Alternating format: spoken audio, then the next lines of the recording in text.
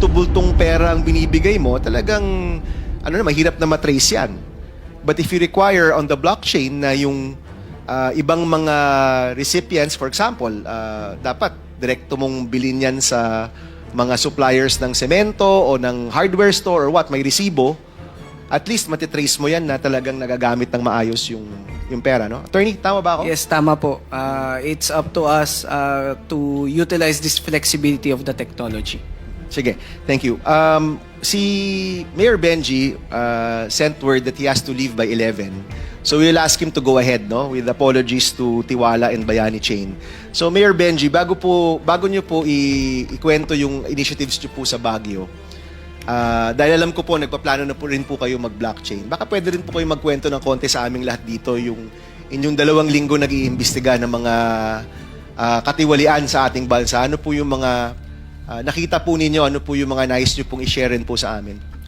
Thank you very much, Mr. Chair. Thank you, and to our special guests and fellow public servants. Magandang umaga ho sa inyo lahat. I had a very brief stay with ICI, Mr. Chair. But the one thing that I found out, there are actually only 3 players, main players yan. Yung mga korap na politiko, yung mga korap na mga bureaucrats, and we're talking about infra, ibig sabihin mga korap na DPWH officials, at yung mga korap din ng mga contractors. Lahat sila korap dyan. And the way I see it, it has become a cottage industry, a livelihood program. Sa laki ng perang involved. There should be 5 major players.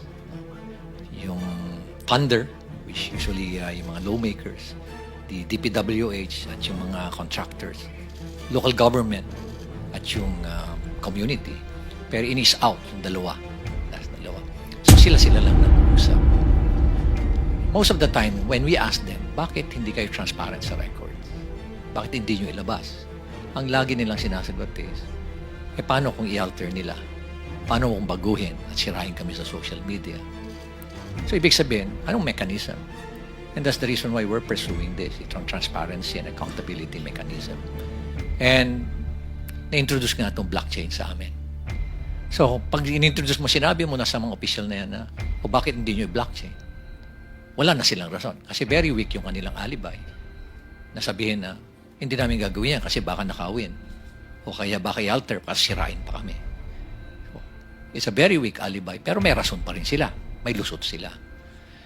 I was really surprised when suddenly I was asked or there was a press conference without even consulting me, calling for me. And it was actually a hastily arranged press conference. Then suddenly, binabanggit na doon na I'm not an investigator, I'm just a legal advisor. When in fact, sila naman ang gumawa nung designation na yun, legal advisor and investigator. So there were contrasting na mga pronouncement. Kakayanin ko pa yun eh, tatanggapin ko pa yun eh. Tatanggapin ko rin na wala akong authority over the PNP CIDG, which is true. But we took the opportunity to enter into an MOU. Nakipag-MOU kami, to our initiative, nag-MOU kami with PNP, with forthcoming yung sa NBI, with civil engineers, with IBP, mga lawyers, ang daming mga volunteers, even with structural engineers, meron din with watch group with M4GG, para at least everybody, it's a whole of the nation approach. Kasi nga, overwhelming. One thing that I found out is, I anticipated that it's widespread. But the level, the depth, and the magnitude is really overwhelming. That hindi mo kakayanin ng 1 taon, 2 taon to investigate because it's in thousands of cases. Sabi ko nga, it became a cottage industry. Sa isang probinsya nga lang, sabi mo, isipin mo mga 50 ghost projects, 40 ghost projects. O kaya undocumented na mga projects, umaabot sa 9,000. Sa isang probinsya pa lang yan. Paano pa kaya sa ibang probinsya? At ang isang ng mga nakikita namin doon is, why is it na ang dumalabas sa NEP for a particular district, 1-point-something million lang ang hinihingi mo. I have the records. Or 2.5 lang sa President's budget. Then suddenly, pagkalabas dun sa GA, bakit umabot na ng mga 21 billion? And nakita namin na talagang prevalent yung kondon, yung mga ghost and substandard projects sa lugar na yun. So what was the intention? Hindi naman tayo tanga.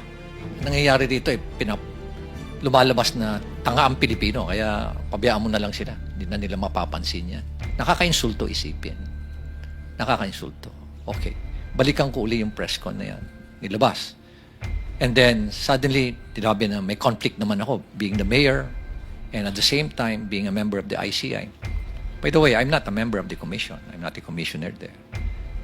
In fact, sila nga yung gumawa ng workaround nun na legal advisor investigator. Pero inis out na ako nun eh. Tinanggal na nila lahat. And then suddenly, here comes a below the belt naman na accusation na dahil merong project si Diskaya doon at maanomalyang tennis court. Sobra na yan. Yun na hindi ko matake. Di ba? Parang pinapalabas mo pa na kurap ako. Yan na, mag-aaway na tayo dyan. Ano? Sa unang-una, sabihin ko nga, kung bulok ba ako, lalabanan ko yung mga very powerful na tao dyan. You have to make sure that you have the moral ascendancy bago mo labanan yung mga tao. Otherwise, masisira ka din. So, nonetheless, I think I struck a nerve. I don't like to, expound further. But I believe I struck a nerve or several nerves na they panic kaya ganun ngayon nangyari. So, I would like to end yung aking experience niya sa ICI. But one thing that I can say is that there's no transparency. There's no transparency whatsoever. Nakita namin yan ni Secretary Vince. Tinago lahat. No? And they are just so comfortable doing it. They're not afraid. Imagine, hindi man lang nila naisip na paano ang taong bayan. Nakakainsulto pa. At ito nga, lately nga, sinabi pa na yung involved na congressman dyan, si Saldico, he did not abandon it. It was a sacrifice. My God! Nagdakaw ka ng bayan, kasi sasabihin mo, it was a sacrifice on your part. And it's not an abandonment. Ganyan na ba kababa yung standard natin sa Kongreso, Mr. Chair? Ganyan na ba tayo kawalang hiya ngayon? Manhid, di ba? Napaka callousness, hypocrisy. At nakakainsulto sa mentalidad natin Pilipino. So, from there, Mr. Chair, please allow me to read my position paper on why we're pursuing this blockchain initiative. Go ahead. This will just take about 5 minutes, Mr. Chair. Thank you for inviting me to share my perspective as a local chief executive and as someone who has consistently advocated for transparency, accountability, and integrity in public service. The core of our initiative is simple. The entire country has been in the public eye, nationally and globally, in another corruption scandal. And I would like to emphasize the word another, paulit-ulit, because it reflects how often we find ourselves repeating this painful cycle and how deeply rooted corruption is in our country today. It's structural, it's systemic, it's highly syndicated and well-organized, Mr. Chair. Tama na. Enough is enough. Every Filipino deserves systems that are not only efficient, but also inherently trustworthy. And with that, trust must be built on systems. I would like to emphasize that trust is the cornerstone of any institution. Baguio City has made deliberate steps to use digital tools to strengthen its governance and enhance public trust. As part of our commitment to the Open Government Partnership, I would like to inform you, Mr. Chair, that in the entire world, there are only about 160 local government units who are members of that OGP. It's a global network wherein it follows a basic principle that local government that practices transparency, accountability, and strong citizens' participation are more progressive in terms of growth and development. And that's the reason why us, for Baguio City, we're a member of that. We strive to be a member of that. And in the entire country, out of the 1,400, almost 1,500 local government units, there are only 4 who joined the OGP. Hindi kami natatakot. Why? Sa transparency. Kung wala kang ginagawang mali, hindi ka dapat matakot. That's why we're pursuing an open government policy. We're now partnering with Bayani Chain. Kita niyo ho itong mga napakabatang bata. Itong dalawa ho. Yan, si Jello at si Alfred and Paul and the rest of the team. They approach me, we piggyback dun ho sa DBM para hindi ho kami gumastos. And one thing we told them is, make us as your value chain. Pag sinabi niyong Baguio City, then maraming local government na mag-strive also at, This partnership aims to strengthen public accountability, provide permanent audit trails, and promote participatory governance. And we are going to go live 2 weeks from now. Magkakaroon na ho kami or next week, baka magkakaroon na ho kami ng capacity building today, and we go live on October 15. Yes. Mayor, how long was the process from sinimulan niyo yung partnership till mag-go live po kayo? Almost 1 month, Mr. Chair. Only 1 month? Yes, Mr. Chair. Kasi yung titingnan mo, from a very layman's perspective, madali lang ho lahat eh. Ang pinakamahirap po is, yung mindset na, are you willing to open to be transparent, and to be open, to open your data, all this critical information, program of work, bill of quantities, contract, yung bid documents.